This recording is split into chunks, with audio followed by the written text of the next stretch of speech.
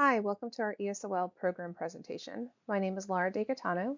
I worked on this presentation with Alyssa Hoover and Kayla Edison.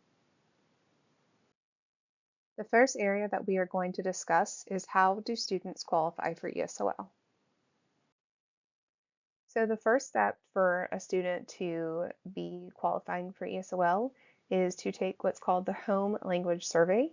When students enroll in a public U.S. school for the first time, regardless of their age or grade level, the enrolling adult must answer home language survey questions in a set order.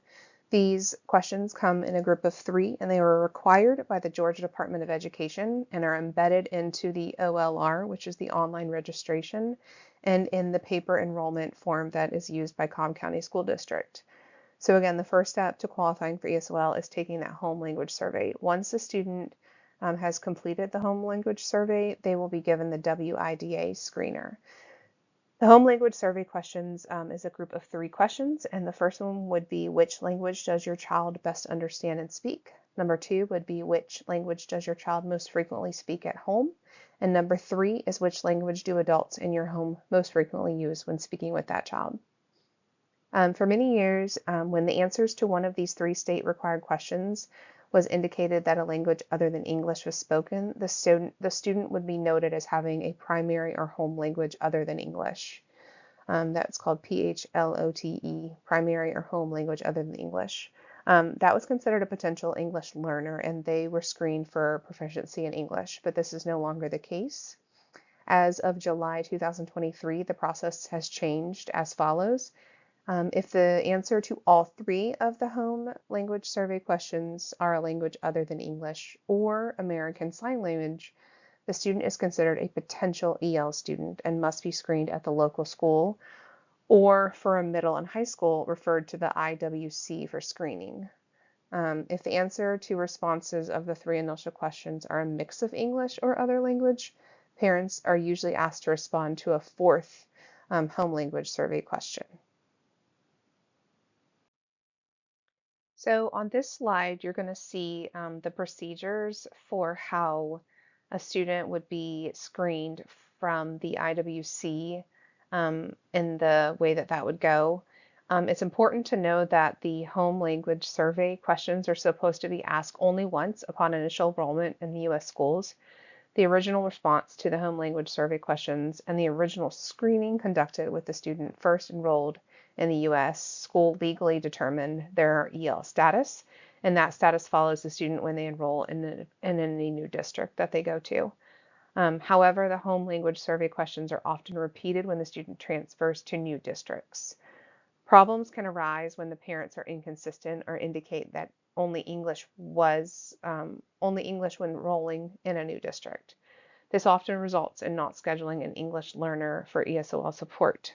To support local schools in identifying these students, the ESOL data specialist and that ESOL consultant team work closely with student reporting to monitor the EL history report in the SLDS, which is the State Longitudinal Data System. If a student in EL status transfers in and is not properly coded, they will notify the school. At that time, the student will be coded correctly and scheduled for ESOL support. So if you look at this questions down here, they choose only one sentence that describes their primary language. And then below that, you're going to see a chart that is a decision making for the home language survey responses. So the purpose would be the questions that the parent receives, and then it says the decision-making guidance. If the parent statement is this, then this is the decision that would be required by the school systems. So on this slide, you are going to see that there is the WIDA, which is our screener that we use. Once they have got the home language survey, they will take the WIDA screener. The WIDA screener is an English language proficiency assessment. This is given to incoming students in grades 1 through 12.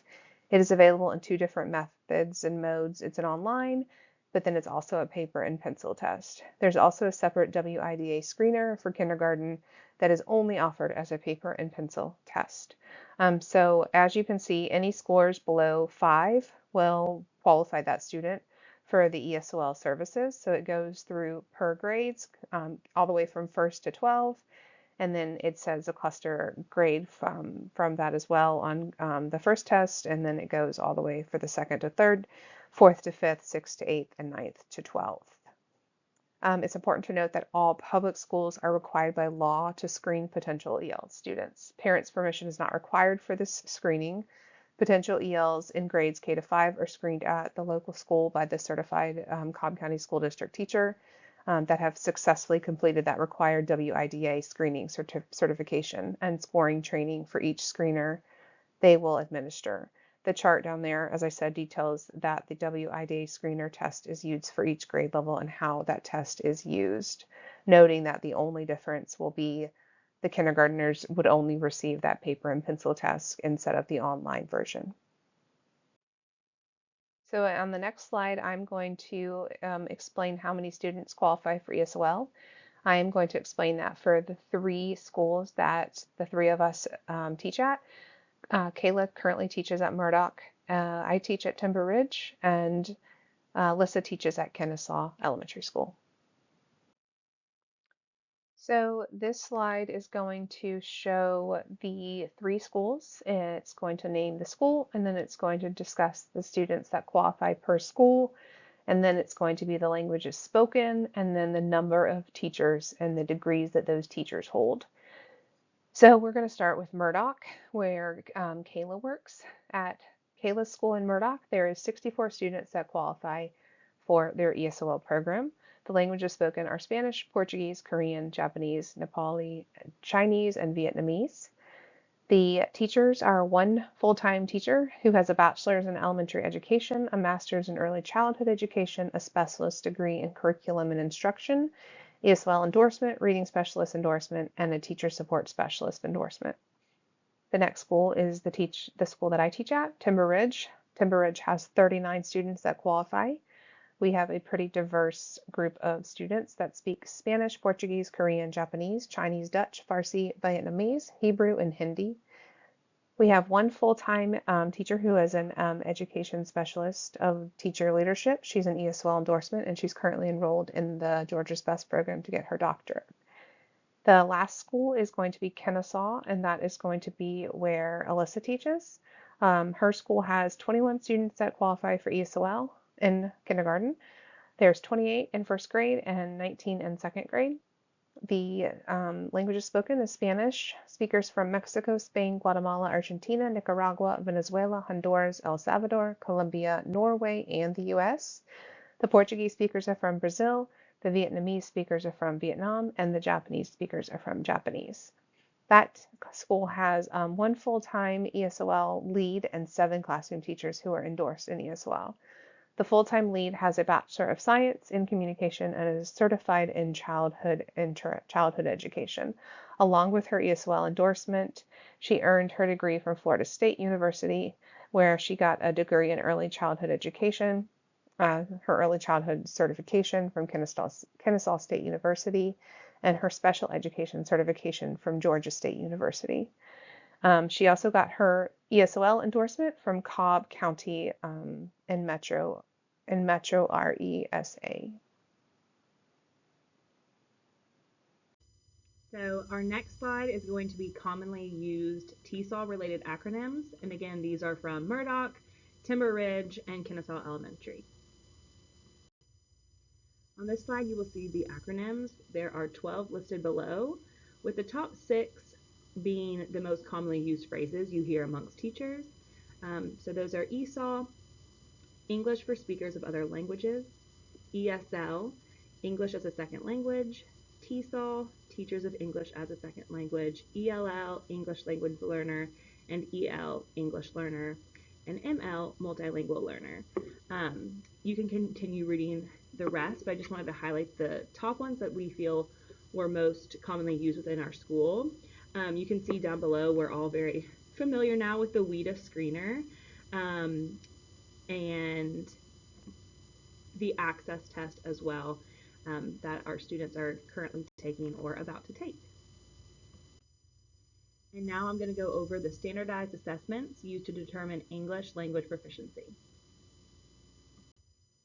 So, as mentioned before, when we were going over the acronyms, two of the most commonly used tests, one is the WIDA screener, and this is usually given within the first 30 days, and it is the initial screening for eligibility.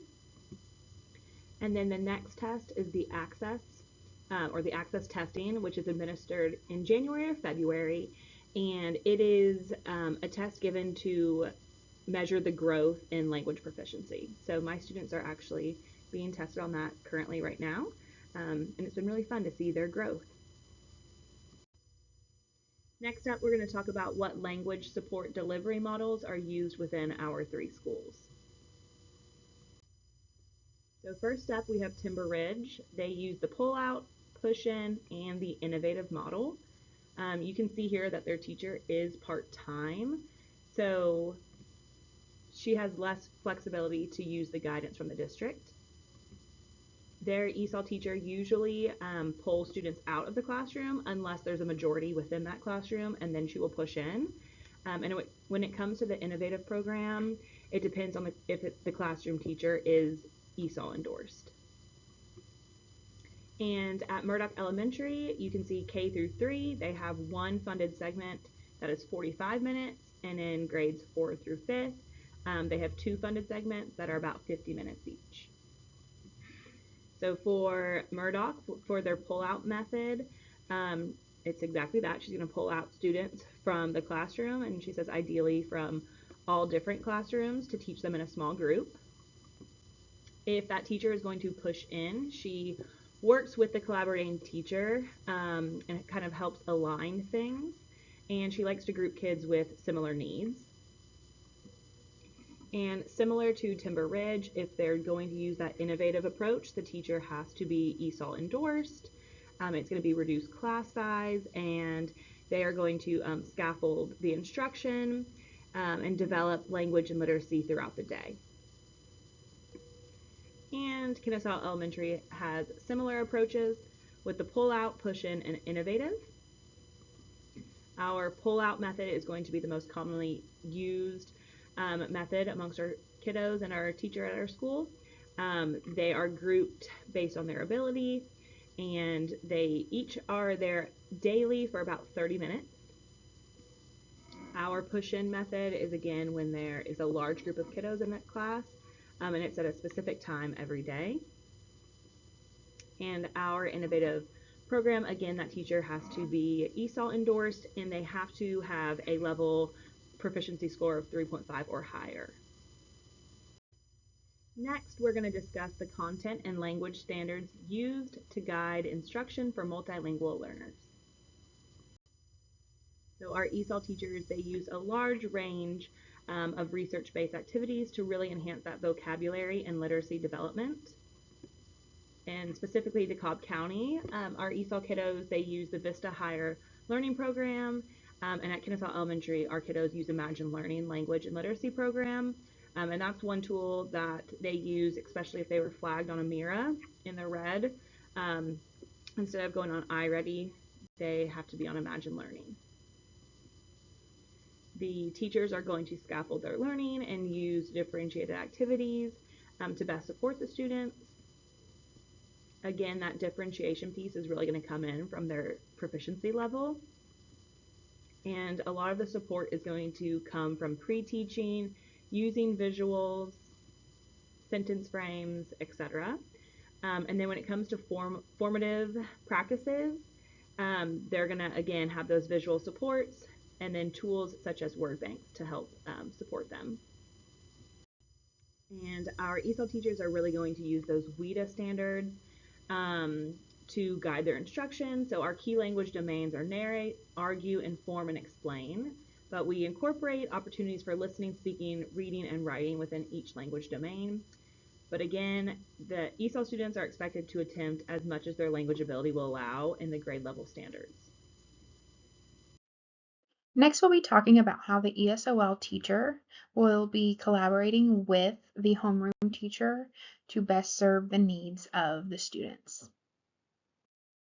So the first thing that the teachers can do in means of collaboration is to discuss the English proficiency that the student or students are currently at their current level of functioning in the classroom as far as the language development goes, and what their needs are, and what kind of accommodations are needed in the classroom by the teacher, by both of them, working with them, just to be able to meet their needs. So they're going to communicate about that first. The ESOL teachers will always have open lines of communication in order to aid the homeroom teachers if they are running out of ideas that they don't know how to best serve the student. If they need any type of assistance, they always have an open door, and you can go to them and ask for ideas or materials, suggestions, anything like that, either through email or just by going and talking to them. There's also a lot of lesson plan sharing between the classroom teacher and the ESOL teacher, so that if the ESOL teacher is pulling out certain students, they know what they're currently working on, and so they can kind of mesh together what they're doing with what they're doing in the classroom to make it as common as possible. The ESOL teacher will often discuss student progress as appropriate with the classroom teacher and vice versa. The ESOL teacher will also participate in any response to intervention meetings or RTA meetings, as well as any individualized education plans or IEP meetings as necessary if a student is on a certain type of plan. How do students qualify to exit direct ESOL language support services? Students will qualify for ESOL services if their language proficiency score on our screener is below a 5. If students score a 5 composite on the access test, that is going to mean that there is an automatic exit for that learner. And that is for everyone that is in grades 1 all the way up to 12th grade. A 4.5 or above, students, if they score in that 4.5 or above range, but not quite a 5, they can be eligible for an exit, but there's not going to be an automatic exit. For any kindergarten English learner to exit ESOL services, they need a 5 or greater in listening, speaking, reading, and they need a 4.5 in writing. So your 4.5 in writing is going to be the maximum score for kindergarten. So that is essentially like getting a 5 in it. It's just for whatever reason, it is a little lower on the scale, but that would be the equivalent to getting also a 5. After leaving or exiting the program, students are going to be monitored for 2 calendar years to ensure that they maintain their English proficiency. What distinguishes monitored English learners from those actively receiving services? So your active ESOL students are going to receive services daily in whichever model the school follows. Monitored students are going to be students who have exited the program because they received a composite score of a 5. They are then, like I said earlier, will be monitored for 2 calendar years just to make sure that they're continuing to be successful without the language support that they were previously given when they were considered an active student. And to make sure that they didn't accidentally, kind of exit prematurely before they were ready, or for any other type of reason. So basically, they're just monitored for 2 calendar years closely to make sure that they're on the right track. They monitored students are not going to take the access test, and they're also not going to receive any extra ESOL services. So no teacher is going to be, ESOL teacher is going to be pulling them out or giving them that extra support that they were having once they've exited. However, they will have their academic progress, their grades, progress reports, and report cards will be checked by the homeroom teacher and the ESOL teacher quarterly. How is the academic progress of students who have exited direct ESOL services tracked? Grade level screeners are going to be used to track data. That can be examples of a MIRA or their Beacon scores. Their monitored students are also going to have their class grades checked 3 to 4 times a year using the progress monitoring form. Their report card grades will be checked with that form as well. And anyone who is receiving a 1, so if they're in K to 3, if they receive 1s, or if they're 4th or 5th or above, and they're receiving letter grades. If they get D's or F's, they are going to have an individualized monitoring form completed. The team of teachers will come together to meet and kind of consider what next steps need to be taken in order to continue to make this student successful. If you would like to know more or would like to just investigate further, you can look on the Cobb County School District ESOL webpage that is linked here on the slide. It will give you any answers that you're looking for. We appreciate you listening to our presentation, and thank you so much.